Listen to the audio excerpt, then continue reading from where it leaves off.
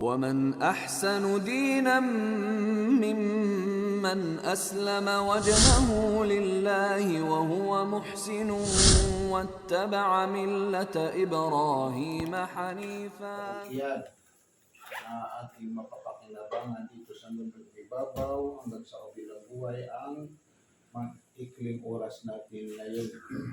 Ito po kapatid ay tungkol po sa paghahanap ng tunay na kabutihan ng ating mga sarili. Dahil po sa tayo mismo nakakapansin sa lahat ng ating mga pagsusumikap sa ating mga gawain, wala po tayong layunin maliban lang sa paano po natin maibigay sa ating mga sarili ang kaniyang tunay na tagumpay at tunay na kabutihan. Ito po ay konektado sa relihiyon dahil po sa tayo pong lahat ay naniniwala kapag ang nagsalita ay relihiyon, ang relihiyon ito po ay katanggap-tanggap sa atin. So katulad ng ating pagkakaalam na marami pong klaseng relihiyon na ipinapalaganap. Marami pong klaseng relihiyon na ipinapalaganap ng mga tauhan ng mga relihiyon na ito. So, ang dapat po natin itanong sa lahat ng mga nagpapalaganap ng relihiyon ay halimbawa, sasabihin po natin sa kanila na ano po ang maidudulot, ano po ang maidudulot ng kabutihan kapag ako ay yumakap sa iyong relihiyon ng iyong pinapalaganap. At ganoon din, ano po ang magaganap na masama kung hindi ako yayakap sa iyong relihiyon na iyong pinapalaganap. So ito po ang dapat po natin itanong sa lahat ng nagpapalaganap kahit anong klaseng relihiyon. Ano po ang maidudulot maidudulot na mabuti kapag ako ay yumakap sa isang klaseng relihiyon na ito, at ano po ang maibubungan niyang masama kung hindi ako yayakap sa isang relihiyon na ito. Kung ating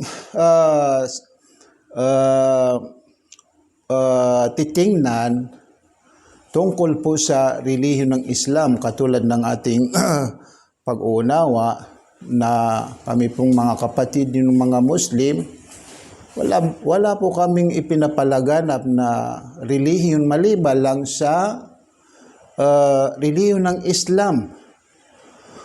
Kung kami ang tatanungin, ano po ang maidudulot ng relihiyon ng Islam sa taong yayakap sa kanya o sa taong papasok sa kanya?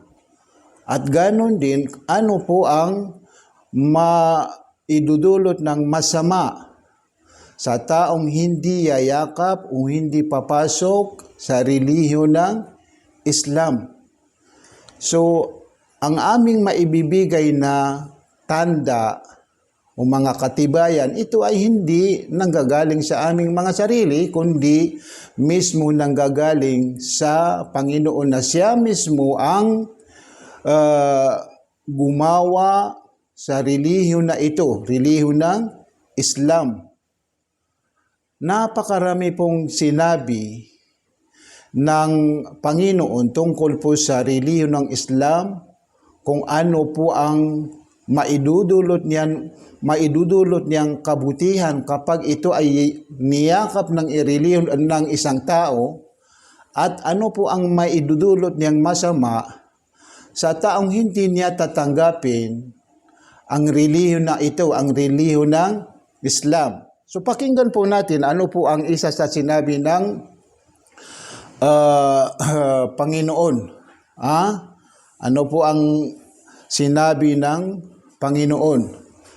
Ito ay napakaraming talata na sinabi ng Panginoon na ito po ay nakapagbigay ng katibayan o kahulugan tungkol po sa relihiyon ng Islam. Ibig po sabihin ay kapag ang tao ay yayakap sa relihiyon ng Islam, marami pong mga kabutihan na magaganap at maidudulot ng kanyang pagyakap sa relihiyon ng Islam. Ganon din, ito po ay nakakapagbigay ng kahulugan ang taong hindi niya matatanggap sa kanyang sarili ang relihiyon ng Islam. Marami pong mga masasamang na nakahanda o magaganap dahil sa hindi niya pagyakap sa relihiyon ng Islam. So pakinggan po natin ano po ang sinabi ng Panginoon. Ito ay kanyang sinabi, Al-yawma akmaltu lakum dinakum wa atmamtu alaykum ni'mati wa raditu lakumul Islam madina. Ito ay salita ng Panginoon. Napakaikling talata, pero napapaloob po dito ang tatlong larawan ng relihiyon ng Islam. Na doon po tayo makakapulot ng aral o pag-uunawa na masasabi po natin na ang relihiyon ng Islam, ito po ay tamang relihiyon dahil sa kapag ito ay niyakap ng relihiyon ng isang tao, may nakahandang maraming kabutihan para sa taong pumasok sa relihiyon ng Islam na ito. Ganon din, may nakahanda na masama para sa taong tinalikuran niya ang relihiyon na ito. Ano po ang kahulugan sa sinabi ng Panginoon? Sa madaling kahulugan, sinabi niya, Al-yawma akmaltu lakum dinakum. Sa oras na ito o sa araw na ito, akmaltu lakum dinakum, aming ginawang ganap para sa inyo ang inyong relihiyon. Ang tinutukoy po dito ay ang relihiyon ng Islam. Ibig po sabihin, ang relihiyon ng Islam, isa sa kanyang katangian, ito po ay complete. Ibig po sabihin ay ito po ay kompletong pamamaraan ng ating buhay dito sa mundong ibabaw. Dahil sa bawat kilos ng bawat bahagi ng ating katawan, ito po ay binigyan ng relihiyon ng Islam ng tamang pamamaraan. Ang mga gawain ng ating mga puso, binigyan ng relihiyon ng tamang pamamaraan. Ang mga gawain ng ating mga bibig, ito po ay binigyan ng relihiyon ng Islam na tamang pamamaraan. Bawat parte ng ating katawan, binigyan ng Islam ng tamang pamamaraan. Ang relihiyon ng Islam, siya po ay matatawag na kompleto dahil po sa lahat ng ating pangangailangan. Lahat ng pangangailangan ng isang tao. Pangangailangan niya dito sa mundong ibabaw. Pangalawa, pangangailangan niya doon sa kabilang buhay. Dahil sa hindi lang ang kakailanganin natin ng mga bagay, ay yung mga kabutihan na mapapakinabangan po natin dito sa mundong ibabaw, katulad ng pagkain, mga magagandang gusali, magagandang tahanan, magagandang sasakyan, mga masasarap na pagkain o magagandang damit. Hindi lang ito ang pangangailangan natin, kakailanganin natin na kabutihan, kundi ang pangalawang kakailanganin ng bawat isa sa atin ay yung mga kabutihan na ating madadatnan doon sa kabilang buhay dahil sa tayo po ay linikha ng Panginoon na tayo ay pinagkalooban niya ng buhay na ang klaseng buhay na pinagkaloob niya sa atin ay buhay na walang hangganan. Ito po ay nangangahulugan kahit tayo ay madatnan ng kamatayan, ay may oras at may panahon na tayo ay bubuhayin muli, babangon muli dahil sa ipagpapatuloy po natin yung buhay na pinagkaloob sa atin ng Panginoon. Doon po natin maipagpapatuloy sa kabilang buhay. Kaya kailangan natin yung mga kabutihan na ating madadatnan doon sa kabilang buhay. Kung kinakailangan na natin yung mga kabutihan dito sa mundong ibabaw, ilalo na yung mga kabutihan na ating madadatnan doon sa kabilang buhay dahil sa magkaiba ang dalawang kabutihan na ito. Ang kabutihan dito sa mundong ibabaw at saka yung kabutihan doon sa kabilang buhay. Ang kabutihan dito sa mundong ibabaw ay kahit sabihin po natin na mayroon po tayong natatamas na sarap o mayroon po tayong nalalasaan na sarap sa mga kabutihan na ito, pero binigyan ng hangganan ang sarap na ito o ibig sabihin na may hangganan ang pakikinabang natin sa mga kabutihan na ito. Dahil sa tayong mismong nagmamayari sa kabutihan na ito ay binigyan ng hangganan ang ating oras dito sa mundong ibabaw. Walang isa sa atin na hindi siya mababawian ng buhay. Paniwalaan po natin yung sinabi ng Panginoon, kullu nafsin dha'iqatul maut. Lahat ng may buhay siya po ay makakaranas at makakadaan sa kamatayan. Ibig po sabihin, bawat isa sa atin may itinakdang oras na siya po ay iiwanan niya ang mundong ibabaw, ang mundo na ito. Kaya po natin nasabi na lahat ng mga kabutihan na ating pinagsusumikapan dito sa mundong ibabaw, kahit sabihin po natin na may napapaloob po sa kanila na kabutihan, pero maliit na kabutihan. Ikumpara po natin ito sa kabutihan na ating madadatnan doon sa kabilang buhay, ay sobrang napakahalaga. Bakit po? Dahil sa lahat ng mga kabutihan na ating madadatnan doon sa kabilang buhay, lalo na doon kapag tayo ay doon patutuloyin sa paraiso. Lahat ng mga kabutihan na atin madadatnan doon sa paraiso ay ang kanyang larawan ay hindi mawawala sa atin, hindi mapuputol. Patuloy po rin na mapapakinabangan po natin itong lahat dahil sa tayong nagmamayari sa kanila ay tayo ay hindi madadatnan ng buhay. Ibig sabihin, ang buhay po natin doon sa paraiso ay buhay na walang hangganan.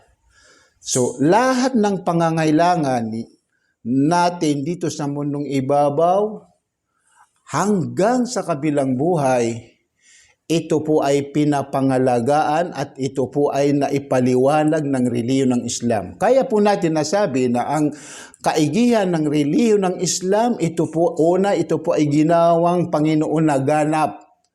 Al-yawma akmaltu lakum dinakum. Ang maliban sa kanya, katulad ng mga ibang relihiyon, ito po ay hindi ganap. Hindi kumpleto. Pero ang relihiyon ng Islam, mismo ang Panginoon, siya ang nagsabi na ang relihiyon ng Islam, ito po ay ginawa niyang ganap. Wala po tayong hanapin na kailangan po natin dito sa mundong ibabaw hanggang sa kabilang buhay, kundi ito po ay naipaliwanag ng relihiyon ng Islam. Halimbawa, paano po malugod sa atin ang Panginoon? Ito po ay naipaliwanag ng relihiyon ng Islam. O di kaya, paano po tayo mapapatawad ng Panginoon? Ito po ay naipaliwanag ng relihiyon ng Islam. O di kaya, paano po tayo pumasa dito sa mundong ibabaw? Ganon din, naipaliwanag ng relihiyon ng Islam. Ganon din, paano po tayo pumasa sa kabilang buhay? Ito ay naipaliwanag ng relihiyon ng Islam. So, pangalawang katangian na naitangi, na ibigay na katangian ng Panginoon sa relihiyon ng Islam ay ang kanyang sinabi, wa atmamtu alaykum ni'mati. Wa atmamtu alaykum ni'mati.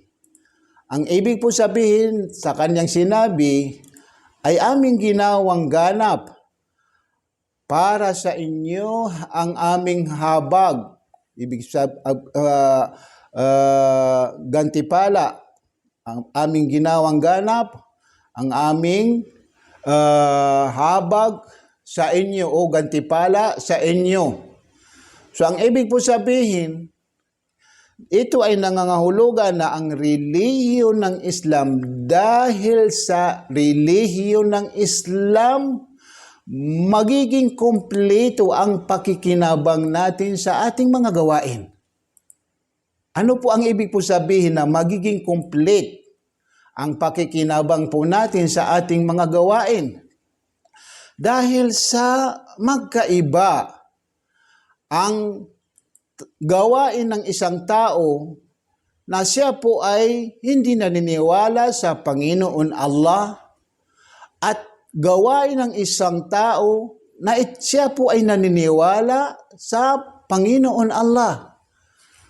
Ang pinagkaibahan ng dalawang gawain na ito, ang gawain ng taong hindi naniniwala sa Panginoon Allah, kahit sabihin po natin na siya po ay nakakagawa ng mga mabubuting gawain, ito po ay mapapakinabangan niya lang dito, mapapakinabangan niya dito sa mundong ibabaw. Pero hindi niya mapapakinabangan ito sa kabilang buhay. Maraming mga hindi mga Muslim, sila po ay gumagawa, nakakagawa ng kabutihan, pero ang maibubungan niyang maidudulot niya na kabutihan para sa kanila ay dito lang sa mundong ibabaw. Hindi katulad ng isang taong naniniwala sa Panginoon Allah, siya po ay nakakagawa ng magandang gawain, ay siya po ay bibigyan ng gantimpala dito sa mundong ibabaw. Ibig po sabihin ay mapapakinabangan niya ang kanyang mabuting gawain dito sa mundong ibabaw. At higit sa lahat, ito ay mapapakinabangan niya doon sa kabilang buhay. Hindi lang niya mapapakinabangan ang gawain niyang mabuti dito sa mundong ibabaw, kundi kapag siya ay madatnan ng kamatayan, maipapatuloy niya ang pakikinabang niya sa gawain ng kanyang ginawa dito sa mundong ibabaw.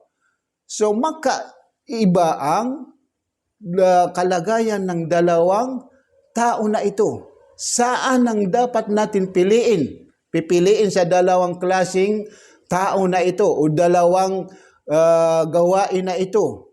Yung gawain na dito lang natin mapapakinabangan sa mundong ibabaw, o yung gawain na higit pa sa mapapakinabangan po natin dito sa mundong ibabaw, ay mapapakinabangan natin, maipagpapatuloy po natin yung pakikinabang natin sa Kanya pagdating natin doon sa kabilang buhay. Kapag tayo ay nailibing sa ating mga libingan, maipagpatuloy po natin yung pakikinabang natin sa mga mabubuting gawain na ito. Kapag tayo ay nasa mga lugar na ating madadatnan doon sa kabilang buhay, madadaanan doon sa kabilang buhay, ito ang mga gawain na ito ay mapapakinabangan po natin. Higit sa lahat ay mapapakinabangan natin ang mga gawain na ito doon sa kabilang buhay. Ibig po sabihin ay tayo po ay papasa doon sa kabilang buhay. Ibig po sabihin na tayo ay papasa sa kabilang buhay, doon po tayo patutuloyin ng Panginoon sa isang lugar na ito po ay pinaghanda ng Panginoon para sa mga taong sila po ay matuwid ang kanilang mga gawain dito sa mundong ibabaw. So yun ang ibig po sabihin na ginawang ganap ng Panginoon ang kanyang habag. Wa atmamtu alaykum ni'mati. Aming ginawang ganap para sa inyo ang aming mga habag, ang aming mga biyaya. Ibig po sabihin, dahil sa Islam ay mapapakinabangan po natin ang ating mga mabubuting gawain dito sa mundo hanggang sa kabilang buhay. Doon sa ating mga libingan, doon sa kabilang buhay. Pero kung wala ang Islam, ay yung mga gawain po natin na mabubuti ay dito lang sa mundong ibabaw natin mapapakinabangan. So ito po ay napakahalaga. Ganito ang dapat po natin paniwalaan. Ibig po sabihin, maunawaan po natin, ganito pala ang relihiyon ng Islam. Magagawan niya ang mga gawain natin na ito po ay kapakipakinabang dito sa mundong ibabaw hanggang sa kabilang buhay. So ito po ay nangangahulugan na ang taong hindi yayakap sa relihiyon ng Islam, ang taong hindi niya matatanggap sa kanyang sarili ang relihiyon ng Islam, kahit siya ay makakagawa ng mga kabutihan. May mga hindi mga Muslim na talagang sila po ay nakagawa ng mga kabutihan. Sila po ay nagbibigay ng kawanggawa. Sila po ay magaganda ang kanilang pag-uugali. Magaganda ang kanilang pakikitungo sa kanilang mga magulang. Magaganda ang kanilang pakikitungo sa kanilang mga kapitbahay. Magaganda ang kanilang pakikitungo sa mga hayop. Magaganda ang kanilang pakikitungo sa mga iba pang linikha ng Panginoon. Pero dahil sa sila po ay hindi pumasok sa relihiyon ng Islam, sila po ay hindi matatawag ng Muslim, ang kanilang mga mabubuting gawain na ito, dito lang nila mapapakinabangan dito sa mundong ibabaw. Pagdating nila doon sa kabilang buhay, ay mapuputol. Hindi nila maipagpapatuloy ang pakikinabang nila sa mga mabubuting gawain nila ito. Ito po ay sinabi ng Panginoon sa kanyang banal na kasulatan, "Wama mana'ahum an tuqbala minhum nafaqatuhum illa annahum kafaru billah." Walang nakaharang upang tanggapin sa kanila ng Panginoon ang kanilang pagbibigay ng kawanggawa, maliban lang sa sila po ay hindi naniniwala sa Panginoon Allah. Ang ibig po sabihin na hindi naniwala sa Panginoon ng Islam, Panginoon Allah, siya po ay hindi nila tinanggap ang relihiyon na kinalulugdan ng Panginoon Allah. Hindi po sila pumasok sa relihiyon ng Islam, hindi sila yumakap sa relihiyon ng Islam. So ito po ang aming maipapaliwanag. Kung kami ay tatanungin, ano po ang dala-dala maidudulot ng relihiyon ng Islam kapag ang isang tao ay siya po ay yumakap sa relihiyon ng Islam?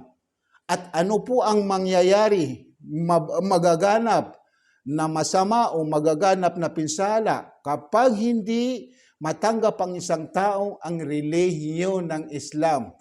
Ang pinakamasamang magaganap para sa taong hindi niya matatanggap ang relihiyon ng Islam ay ang kanyang mga gawaing kabutihan ay dito lang niya mapapakinabangan dito sa mundong ibabaw. Hindi niya mapapakinabangan doon sa kabilang buhay. Hindi katulad ng taong yumakap sa relihiyon ng Islam, siya po ay matatawag na Muslim, natanggap niya ang relihiyon na Islam na ito po ay kinalulugdan ng Panginoon na pamamaraan ng ating buhay dito sa mundong ibabaw. Higit pa sa napapakinabangan niya ang kanyang mga gawain mabubuti dito sa mundong ibabaw, ay ganun din mapapakinabangan niya doon sa kabilang buhay. So napaka laki ang pinagkaibahan ng dalawang gawain na ito. Kaya po kami nagsusumikap sa lahat ng aming nakakausap, na parang ito po ay hindi naman matatawag na, hindi po natin masasabi na sa pilitan sa relihiyon ng Islam, dahil sa ganito ang aming pag-uunawa sa kaigihan ng relihiyon ng Islam, ay pinipilit po natin ng aming kapatid na matanggap niya sa kanyang sarili ang relihiyon ng Islam dahil sa ito po ang pinakamalaking habag na aming maipagkakaloob sa aming kapatid na matanggap niya ang kanyang relihiyon ng Islam dahil sa magiging kapakipakinabang dahil sa Islam ay magiging kapakipakinabang ang kanyang mga gawain. Ibig po sabihin na kapakipakinabang ang kanyang mga gawain ay hindi lang mapapakinabangan niya dito sa mundong ibabaw, kundi kapag siya ay madatnan ng kamatayan, ay maipagpatuloy po niya ang pakikinabang niya sa mga gawain niya dito sa mundong ibabaw, sa kanyang libingan. Isa po ito sa napaka-importanting paghandaan ng bawat isa sa atin. Yung buhay po natin sa ating mga libingan dahil sa lahat ng mga bagay na ating pinagsusumikapan dito sa mundong ibabaw ay hindi isasama ng ating mga kamag-anak sa ating libingan. Pag-agawan pa nila ito. So tayo ang kawawa dahil sa wala po tayong dala-dalang mapapakinabangan natin doon sa ating mga libingan maliban lang sa yung mga gawain na mabubuti na ito po ay tinanggap ng Panginoon para sa atin. Alam po natin, lahat ng mga gawain na mabubuti, ito po ay hindi magiging katanggap-tanggap sa Panginoon hanggang sa hindi natin ito maipasok sa relihiyon ng Islam. Kaya sinabi ng Panginoon, وَمَنْ أَحْسَنُ دِينًا مِمَّنْ أَسْلَمَ وَجْهَهُ لِلَّهِ. Sino ang makakahigit sa kagandahan ng kanyang buhay, sa kagandahan ng kanyang mga gawain, sa taong aslama wajhahu lillah, sa taong naisuko niya ang kanyang sarili sa kagustuhan ng Panginoon. Alam po natin, may kagustuhan, may gusto ng Panginoon sa kanyang paglikha sa atin. Yun ang tinatawag na layunin ng Panginoon sa kanyang paglikha sa atin. Wala pong layunin ng Panginoon sa kanyang paglikha sa atin, maliban lang sa ang pagsamba sa kanya. Ito po ang naibibigay na kahulugan sa kanyang sinabi, وَمَا خَلَقْتُ الْجِنَّ وَالْإِنسَ إِلَّا لِيَعْبُدُونِ. Hindi ko linika ang mga engkanto, mga tao, maliban lang sa ako ay kanilang sambahin. So yung tinatawag na pagsamba sa kanya, ito po ang nararapat gawin ng isang tao.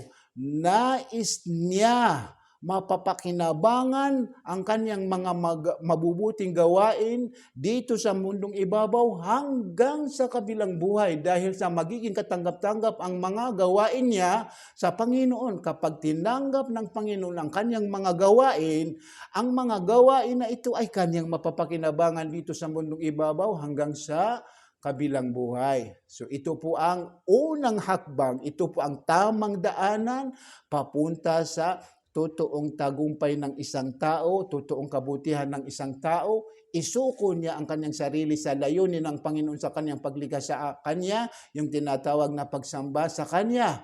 Yung lahat ng mga uring pagsamba sa Panginoon, ito po ay napapaloob po sa relihiyon ng Islam. Ang relihiyon ng Islam, lahat ng napapaloob sa kanya, lahat po ito ay kinalulugdan ng Panginoon. Ibig po sabihin, ang relihiyon ng Islam, ang napapaloob po sa kanya ng mga gawain, mga pag-uugali, mga pagsasalit, mga pananalita, o mga gawain ng ating mga puso, lahat po ito kinalulugdan ng Panginoon. Ito po ang kahulugan sa sinabi ng Panginoon, "Waraditu lakumul Islam madina." Aking kinalugdan para sa inyo na pamamaraan ng inyong buhay dito sa mundong ibabaw ay ang relihiyon ng Islam. So ito po ang maikling paliwanag tungkol sa ano po ang mga kabutihan na napapaloob po sa relihiyon ng Islam. So ngayon, paano po natin, kung nais po natin isuko ang ating mga sarili sa layunin ng Panginoon sa kanyang paglikha sa atin, paano po tayo makapasok sa relihiyon ng Islam? Napakasimpleng gawain. ito ay hindi naman gaano kahirap, hindi naman gaano katagal. Maari hindi abot ng mga ilan minuto, pero matatapos natin ang unang hakbang sa pagpasok sa relihiyon ng Islam. Siya po yung tinatawag na pagsasaksi na katanggap-tanggap sa Panginoon. Ang pagsasaksi na katanggap-tanggap sa Panginoon, ito po ay napapaloob po sa Kanya ang tatlong bagay. Ang unang bagay, ang paniniwala sa pamamagitan ng ating mga puso. Halimbawa, paniwalaan ng ating mga puso, walang Diyos na karapat-dapat sambahin maliban kay Allah. Paniwalaan ng ating mga puso, si Muhammad ay kanyang sugo at alipin. Paniwalaan ng ating mga puso, si Jesus ay kanyang sugo at alipin. Pangalawang bagay, anuman ang pinaniwalaan ng ating mga puso, dapat po natin ito bigkasin sa pamamagitan ng ating mga bibig. Pangatlong bagay, anuman ang pinaniwalaan ng ating mga puso, binigkas ng ating mga bibig, dapat po natin ito isabuhay sa pamamagitan ng bawat parte, bahagi ng ating katawan. Kaya tiyakin po natin ang bawat parte ng ating katawan, wala silang maikikilos maliban lang sa mga bagay na ito po ay naaayon sa pinaniwalaan ng ating mga puso, binigkas ng ating mga bibig. Kapag nabuo po natin ang tatlong bagay na ito, na isabuhay po natin yung unang hakbang sa pagpasok sa relihiyon ng Islam, tayo po ay matatawag na naisuko po natin ang ating mga sarili sa layunin ng Panginoon sa kanyang paglikas sa kanya. Tayo po ay matatawag na nagbalik loob sa Panginoon. Ang taong nagbalik loob sa kanyang Panginoon, lahat ng nagawa niyang pagkakasala, ito po ay mapapatawan ng Panginoon. Ibig sabihin ay buburahin ng lahat ng kanyang nagawang pagkakasala, hindi lang sa buburahin kundi papalitan pa ng maraming kabutihan. Kaya kung naunawaan po natin ang pagyakap sa relihiyon, ang kaigihan, ang halaga ng pagyakap sa relihiyon ng Islam, nararapat po natin samantalahin ito. Huwag natin palampasin, huwag natin ipagpadamot sa ating mga sarili dahil po sa hindi po natin hawak ang ating mga buhay. Hindi po tayo makakasigurado kung tayo po ay aabot sa mga susunod na mga oras, mga araw, mga panahon. Kaya samantalahin po natin ito, kapatid. So ganito lang, kapatid. Sundin niyo po ako. Ano man ang aking bibigkasin niyo din. Bigkasin natin muna ito sa lingwaheng Arabic, tapos i-translate natin sa lingwaheng Tagalog. Taasan po natin, kapatid, ang ating pagsasalita. Lakasan po natin ang ating pagsasalita. So itaas po natin ang ating kanang kamay. Ito po ganito. Ito ay sinyalis na ating sinasamba ay ang Panginoon na nag-iisa, walang katambal, walang kaagaw. Hindi po tayo pwedeng magkaroon ng dalawang Panginoon, tatlong Panginoon, o di kaya maraming Panginoon. Ang nararapat na katangian sa isang Panginoon ay siya po ay walang katambal. Ito po ang kahulugan. Okay? Asyhadu an la ilaha illallah wa asyhadu anna Muhammadan abduhu wa rasuluhu wa asyhadu anna Isa abduhu wa rasuluhu. Ako ay sumasaksi na walang Diyos na karapat-dapat sambahin maliban kay Allah, at ako ay sumasaksi na si Muhammad ay kanyang sugo at alipin. At ako ay sumasaksi na si Jesus ay kanyang sugo at alipin. Allahu Akbar. Congrats sa iyo, brother. Ikaw po ang pinagpalang alipin ng Panginoon dahil sa ikaw po ang kanyang pinili. Sa dami ng kanyang mga linhika, ikaw ang kanyang pinili sa kanila. Ipinagkaloob niya sa iyo ang napakahalagang bagay na ito. Ito po ay nangangahulugan dahil sa ikaw ay mahal ng Panginoon. Hindi lahat ng mga tao ay ipagkakaloob niya sa kanila ang napakahalagang bagay na ito. Pero ikaw ang kanyang pinili sa kanila. Ito po ay nangangahulugan dahil sa ikaw ay mahal ng Panginoon. Kaya congrats kapatid. Congrats sa iyo. Ano po pangalan niyo po? Ali, Sheikh Ali. Sikat po. Congrats sa iyo kapatid. Pangalan niyo po kapatid. Pangalan niyo po. Francis. Francis. Okay. So congrats brother, kapatid. Ako pa, salamat po. Okay, ingatan po kayo ng Panginoon.